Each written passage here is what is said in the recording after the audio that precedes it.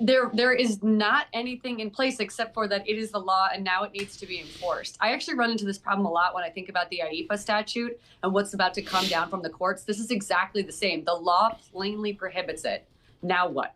What are we going to do next? And that is the question. And that is the core for all of these administration officials. And it gets right to the heart of the president firing a whole bunch of folks, whether it's at IRS, Bureau of Labor Statistics, and countless other administrative positions. And what are the senators and congressmen going to do about it? Conveniently enough, they're gone for August recess, and they won't be back until September. So nothing's going to change in the near term, but this is plainly unconstitutional. And just like the U.S. Court of International Trade found, the president also does not have the authority to impose tariffs under IEEPA. So it's a very consistent theme. Let's see where the enforcement mechanism is. That's where we are in our country right now. What's the enforcement? Henrietta, does everything come down to the Supreme Court?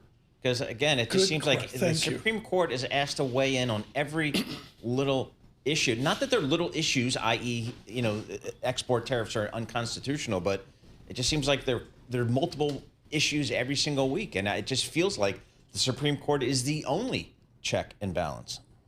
Yeah, I think that's actually what the administration would prefer. So you see that on all kinds of just how the Trump administration wants to run the White House, trying to extract as much authority from Congress as possible. These taxes are a perfect example. Tax policy via the Constitution plainly has to start in the Ways and Means Committee. But here we are with the president posing $2.7 trillion worth of tax collection with the stroke of a pen. That is blatantly unconstitutional, and yet what the administration is doing. And they want to stress test this at the Supreme Court. One of the core questions I have right now is to say, if the Federal Circuit Court comes out and confirms what the Court of International Trade found unanimously a few weeks back, that these tariffs are not constitutional and the president doesn't have authority, does the Supreme Court even take up the case? Because now you've got two who've said plainly you can't do this. And then do they find a different conclusion? It's huge. We got 30 seconds. It's a perfect time for a 3-hour answer. Henrietta, Supreme Court J.W. Hampton, 1928. I mean, basically, Congress has to step in on defining tariff process. Is that where we're heading in the next 6 months? Some Supreme Court Donnybrook with the president?